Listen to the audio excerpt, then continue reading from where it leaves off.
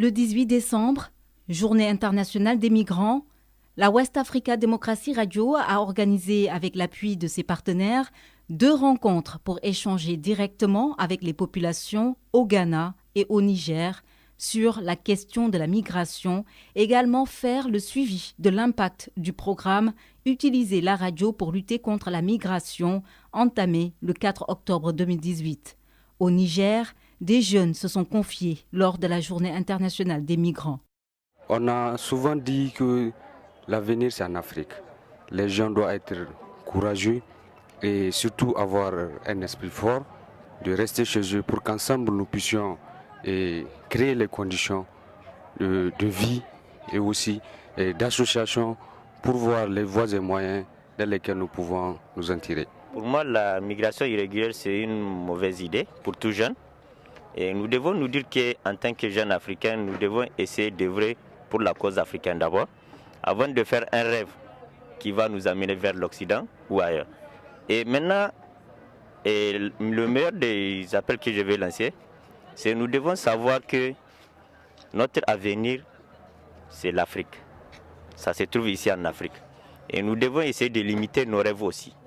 Celui de croire que le meilleur pour nous est ailleurs. Les discussions menées au Ghana ont permis d'évoquer les causes de départ des jeunes, le nord-ouest du pays et la zone la plus touchée par la migration irrégulière. Ce que je sais, selon les informations qui circulent, c'est que même les habitants de Ouest, dans l'extrême ouest du pays et d'autres districts proches, signalent que lorsque des personnes doivent être expulsées, ils le sont. Il y a beaucoup de personnes qui migrent. Même mes propres parents m'appellent d'Arabie Saoudite, d'Italie et de Libye pour me dire comment ils ont souffert. Et ils me demandent mon aide pour qu'ils puissent rentrer chez eux ou être expulsés. Et vous ne savez même pas comment ils se sont retrouvés là-bas. Quand les jeunes quittent leur village, c'est la force de travail qui diminue et le développement local devient difficile à concrétiser. L'impact est énorme. La plupart des jeunes, des hommes et des femmes en bonne santé qui devraient rester ici pour aider au développement du village. Ils ont tous quitté la communauté et exercent des métiers subalternes ailleurs. Cela a un impact sérieux sur nous. Si vous regardez cette communauté, ce sont surtout les personnes âgées et les enfants qui sont ici. Je souhaite que tous ceux qui ont migré reviennent ici. Les rencontres organisées le 18 décembre 2018, Journée internationale des migrants, constituent l'aboutissement d'un programme débuté par la formation des journalistes des radios communautaires, partenaires de la WADR. Nous faisons des émissions, nous côtoyons beaucoup d'acteurs de la chaîne migratoire.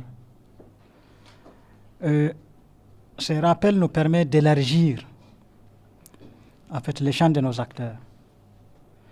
Cela nous permet d'avoir encore davantage d'idées par rapport aux reportages, par rapport aux émissions que nous faisons sur la migration. Je n'avais jamais participé à une formation sur la migration irrégulière.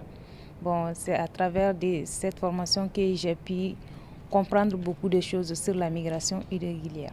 Du matériel de reportage a été remis aux journalistes pour faciliter leur travail sur le terrain. La diffusion des magazines a eu un impact certain sur les populations. C'est une émission qui est très écoutée ici au niveau de la région de Zander. Moi, je suis actrice de développement. Ce genre d'émission m'intéresse beaucoup parce que je travaille beaucoup avec des ONG et institutions qui œuvrent dans le cadre de la migration. Par exemple, les défis sur la gestion de la migration. Tout ce genre de trucs m'intéresse beaucoup. je peux dire que ça a un impact très positif. Oui, les magazines sur la West Africa démocratique que je suis à chaque fois sur la 99.9 et .4, donc la radio alternative, vraiment ça m'aide beaucoup dans les réalisations théâtrales que nous faisons à chaque fois, parce que à chaque instant, il y a des moments où vraiment il me faut revenir et suivre un peu l'émission sur la migration irrégulière, et c'est compte tenu de ce que j'ai suivi et j'ai entendu sur la radio qui m'aide vraiment à faire certains textes pour vraiment nous exprimer dans le théâtre. Le magazine, je m'inspire bien, surtout le magazine de West Africa sur la migration. Parce que comme vous savez, ici dans la région de Zender et plus précisément dans le département de Kanché, c'est vraiment un lieu où vraiment la migration est vraiment presque régulière là-bas, si je peux le dire. Selon l'ONU, en 2018, près de 3400 migrants et réfugiés ont perdu la vie. Ceux qui échappent à la mort ont des parcours difficiles.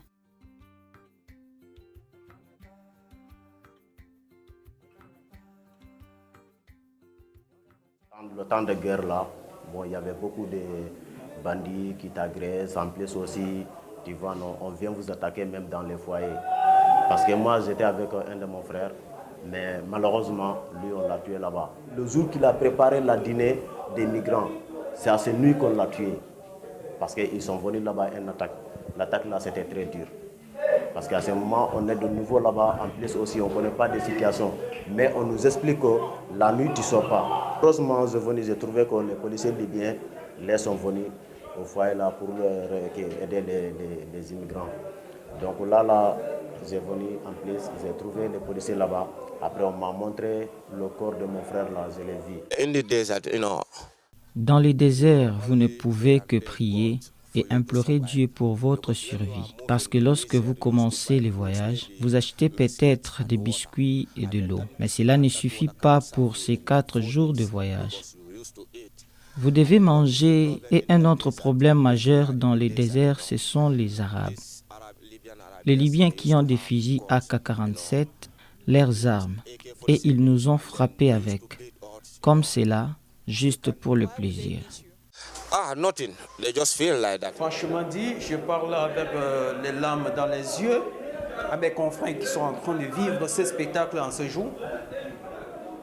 Ce n'est pas bien, c'est très dangereux parce que nous avions perdu. J'ai enterré des personnes dans le désert avec les mains. Particulièrement pour cette immigration, je vous dis, mes confrères, ce n'est pas bien parce que c'est un voyage sans suite.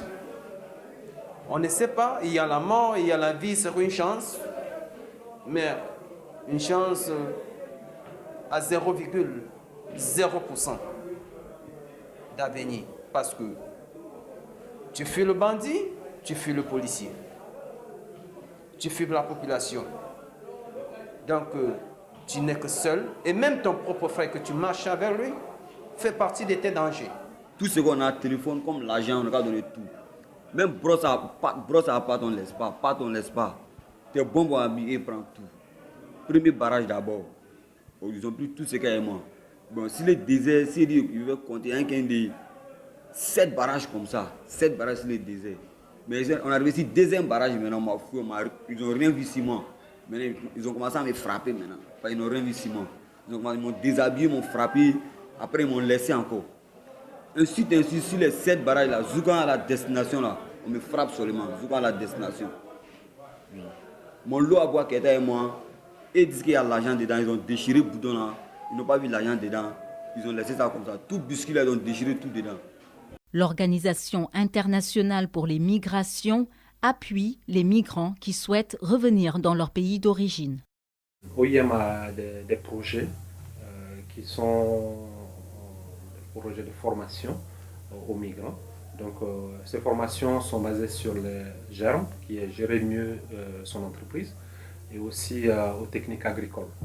Donc, ces 2 formations se font ici au centre et aussi sur le terrain, parce qu'il y a la théorie et il y a des pratiques. Donc, tout ça c'est organisé par OIM ici au centre de transit pendant le séjour du migrant au centre de transit. Et après ces formations, ils ont droit à une attestation qui atteste leur capacité et qui peut aussi leur assister, leur être utile une fois au retour au pays d'origine. Les difficultés qu'on est confrontés, c'est la masse, le nombre des retours.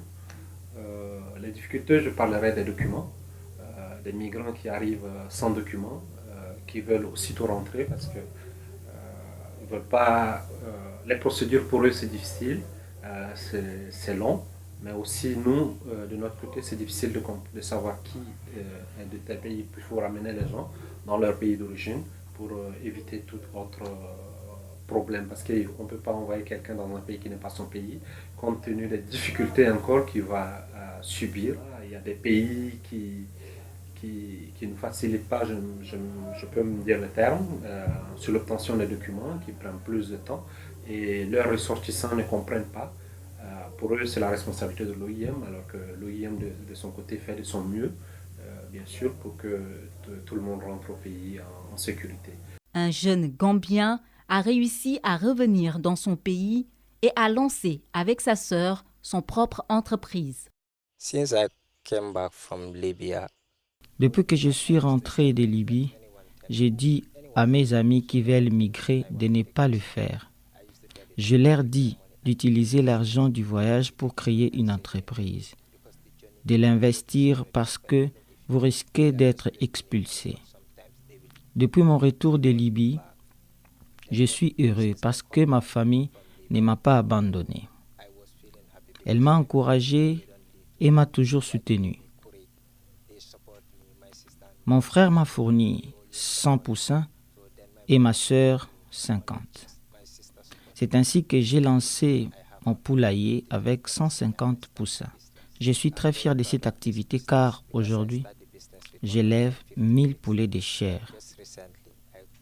Même si j'en ai perdu quelques-uns récemment à cause d'une épidémie, je remercie Dieu car c'est une expérience. Je suis très content de l'évolution de mes affaires.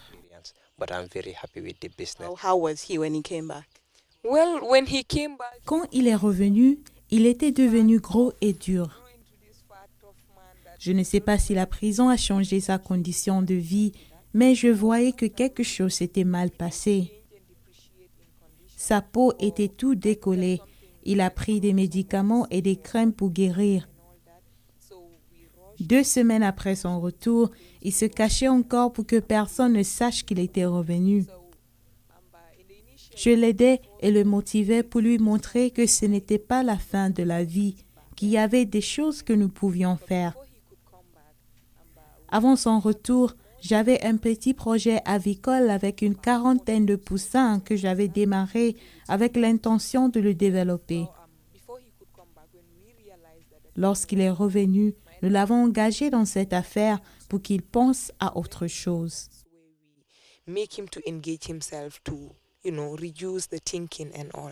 Dans cette quête d'aventure, beaucoup de candidats à la migration sont bernés par des images diffusées sur les réseaux sociaux par d'autres migrants.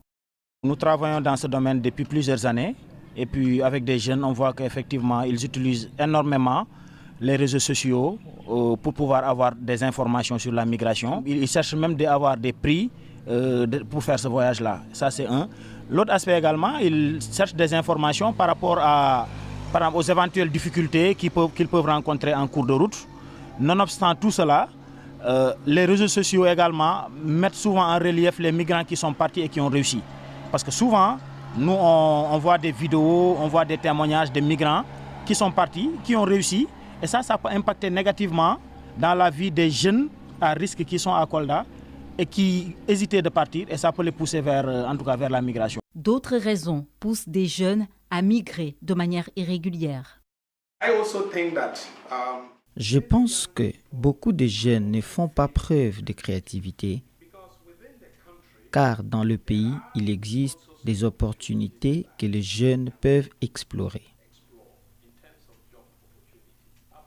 Je vous donne un exemple.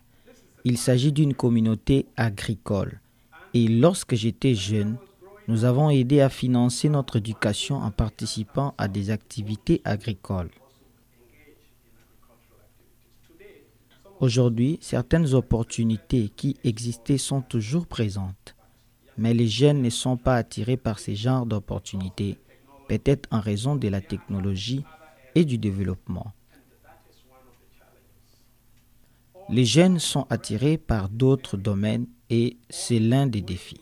On peut élever du bétail dans cette région ou dans des plantations. Je pense à ce type d'emploi. Maintenant, si ces opportunités sont avérées, alors les gouvernements, les chefs traditionnels et les autres dirigeants politiques doivent soutenir les jeunes. La question de l'orientation des carrières est aussi un défi. C'est comme si les gens qui vont à l'école n'ont pas l'esprit ouvert. Ils limitent les perspectives et ne voient pas les autres opportunités.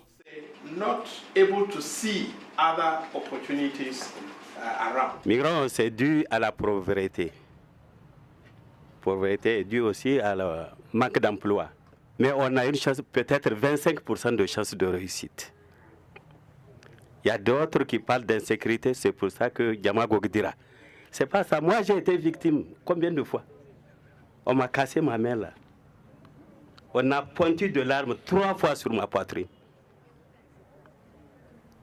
Mais aujourd'hui, je suis à la maison, je suis libre. C'est pas partir qui est la réussite. C'est pas ça. Mais les gens ne se disent pas la vérité. Ce que nous faisons là-bas, là, même ici, si on le fait, on va gagner de l'argent. Si j'ai choisi de laisser ma famille pour aller ailleurs, parce que sur place, je ne parviens pas à réaliser les rêves de ma famille ainsi que moi, parce qu'il faudra envoyer l'enfant à l'école.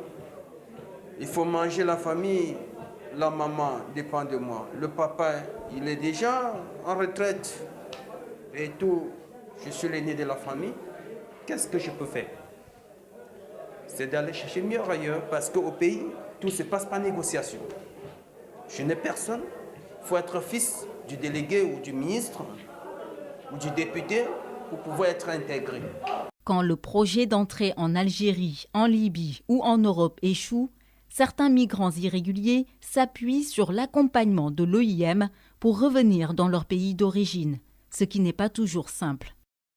Plus de 60% des migrants qui arrivent ici n'ont pas de documents de voyage ni de documents d'identification. Donc il faut aussi coordonner avec les ambassades, les consuls et les pays d'origine pour pouvoir les identifier et leur donner des autorisations, des documents de voyage pour que nous, on puisse organiser leur voyage vers leur pays d'origine. On reçoit aussi ceux qui ont besoin de plus d'assistance approfondie et qui demandent plus de temps au centre. Et aussi, on a une équipe médicale ici au centre de transit. On a une infirmerie. Donc l'assistance quotidienne sur le plan médical est là. On a une très grande équipe au niveau de la protection. On a une équipe psychosociale et on a une équipe des opérations qui sont quotidiennement. Et le centre fonctionne 24 heures sur 24, puisque une équipe du jour bouge, il y a une équipe de relève qui arrive pour la continuité, puisqu'on a des gens au centre. À Agadez, dans le nord du Niger, des migrants vivent dans des quartiers communément appelés ghettos en attendant de tenter une nouvelle fois la traversée. Les autorités locales peinent à faire face. Le fait qu'ils restent longtemps sur Agadez nous cause énormément de difficultés et nous l'avions dit. Nous l'avions dit à nos partenaires. Il faudrait faire en sorte que la commune urbaine d'Agadez, qui gère tout ce beau monde-là et qui sont sur son terrain d'une manière ou d'une autre, devrait être appuyée dans tous les processus de ces plans de développement. C'est parce que pour eux, arriver à Agadez, c'est la porte de l'Europe. C'est ça qui fait qu'Agadez a beaucoup plus de problèmes. Et les partenaires doivent un peu regarder, n'est-ce pas, de faire des subventions locales au niveau de la commune, de mettre de l'argent à cette commune, pas au fait de gérer des projets eux-mêmes, ce qui souvent porte beaucoup de problèmes. Ils n'ont pas compris que la planification ou les plans que nous avions au niveau de la commune peuvent nous permettre de soutenir cela et alléger la situation à la commune pour avoir la maîtrise et la même mise sur l'ensemble des migrants qui puissent passer. Mais c'est ce qu'eux vont gérer des projets, c'est qu'ils vont passer à côté et ça n'empêchera pas, n'est-ce pas, la continuité de ces activités migratoires. Les candidats à la migration irrégulière sont prêts à dépenser des sommes d'argent importantes. Au total, les tentatives en plus aussi avec le voyage, bon, je peux calculer même à peu près 1 500 000 et financer ça. Parce qu'au Maroc, là-bas, si tu es arrivé même au Maroc aussi, il y a des petits gales en plus aussi avec les grands bateaux là. Les grands bateaux là, on te demande parfois même à 2500 €. Mais comme moi, à ce moment, le gars là, je le connais. En plus aussi, on est dans une même couloir, tu vois. Donc, il m'a diminué jusqu'à 1500 €. Tu vois, non? Bon, j'ai payé quoi. Les passeurs là, les aussi travaillent avec les Arabes. Tu vois, non? S'il a un ami arabe qui travaille dans les frontières, parce que même les militaires aussi qui font le gardiennage de frontières là, les aussi faisaient ça, on travaille avec des immigrants pour les faire passer en Europe. Les passeurs profitent de cette manne financière. Un ancien passeur a accepté de répondre à nos questions. Bon, je me suis choisi être passeur parce qu'il y a un ami. En ce temps, moi je suis à l'école, il y a un ami qui est en train de faire ses activités. Après, quand j'ai laissé l'école, j'ai commencé de travailler avec lui comme secrétaire de son bureau. Donc, c'est petit à petit, moi je suis rentré dans ces activités de passeur. Quand nous travaillons, si le migrant vient, si on lui donne les tickets, on écrit les numéros, notre numéro de téléphone par derrière. Donc, si ils sont rentrés, ils donnent les numéros à leurs frères, là où ils sont passés. Donc, ça a commencé comme ça. Donc, on a eu le contact avec les migrants qui sont commencés de partir, les premiers à partir. Voilà. Après, vous avez décidé de continuer dans ce métier-là. Pourquoi? Est-ce que c'était rentable pour vous? Est-ce qu'il y avait beaucoup d'argent ou non? Oui, j'ai commencé de travailler parce que j'ai eu les réseaux, j'ai eu les contacts dans les pays des Afriques de l'Ouest et centrale. Donc, partout, j'ai des gens qui viennent avec mon adresse et je travaille parce que c'est un travail rentable. On gagne beaucoup de l'argent dedans. Des fois, tu vas gagner 1 million, 1,5 million. La semaine? Oui, la semaine, oui, ou bien 500 000 la semaine. Donc, c'est un travail rentable. Ouais. Est-ce que vous, parmi vos proches, il y a certains aussi qui ont fait la migration? Oui, parmi mes proches, mes frères même. Il y a même mes petits frères qui ont voyagé à Libye. Donc, il y a ceux qui sont rentrés même en Italie, maintenant ils sont en Allemagne. Il y a beaucoup de proches qui sont passés par des Nigériens, même nos frères qui sont partis à Libye. Maintenant, aujourd'hui, il y a ceux qui sont en Italie, il y a ceux qui sont en France, il y a ceux qui sont en Allemagne. Et vous pensez que leur vie là-bas est mieux que leur vie ici? Bon, ceux qui sont là-bas, ils ne disent pas la vérité. Parce que s'ils rentrent, ils vont te dire qu'ils sont bien, ils ont de l'argent, ils prennent des bonnes photos, ils envoient.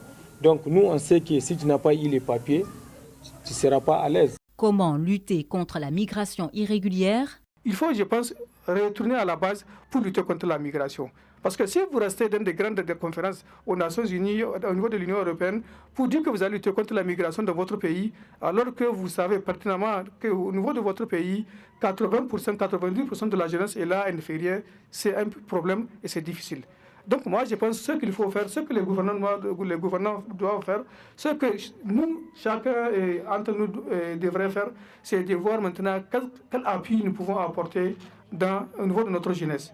C'est l'objet qui nous a même amené à inviter ces responsables-là, chefs de village. On pense qu'au moins, dans chaque village, c'est eux les décideurs, ce sont les autorités. Nous, en tant que radio communautaire, c'est vrai, on peut faire des installations au niveau des médias, mais il faut un accompagnement. Il faut un accompagnement. Même si tu parles beaucoup, si la personne ne voit pas le concret, c'est difficile de le retenir. Parce que nous avons des besoins et il faut qu'on vive. Pour vivre, il faut quelque chose. Le Niger a adopté la loi 2015-036 du 26 mai 2015 relatif au trafic illicite des migrants. Cette loi, entrée en vigueur en 2016, est aujourd'hui dénoncée par la société civile. Cette loi n'est pas faite pour eux. Et nous-mêmes, en tant que société civile, on est convaincus que cette loi est antisociale. Cette loi vraiment ne cadre pas avec les besoins prioritaires des communautés à la base. C'est-à-dire que c'est une loi qui a été faite pour le simple besoin de l'Union européenne. Et comment faire pour que les jeunes Africains n'arrivent pas en Europe? Et cette loi a transformé Agadez comme étant une frontière. La collectivité, dans un bilan, l'année passée, ils ont évalué le manque à gagner à 65 milliards. Imaginez, 65 milliards de francs CFA. Et tout ça pour une loi qui ne servent pas les communautés. Sortir de la réunion avec la jeunesse, avec la population d'Agadez, ils ont lancé une idée de pétition. Comment faire une pétition pour démontrer à la face du monde, à l'opinion nationale et internationale, que cette loi n'est vraiment pas la bienvenue, que cette loi fait beaucoup de tort aux communautés à la base, que cette loi ne sert pas les citoyens nigériens. Des migrants interpellent eux aussi les gouvernants africains.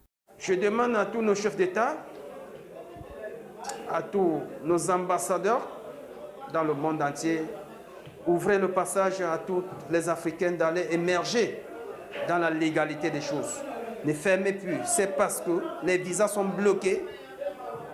Vous ne donnez pas accès à tous les citoyens de pouvoir disserter avec vous et faire comprendre de quoi ils sont capables, parce que nous avions des vedettes qui sont en train de mourir dans le désert.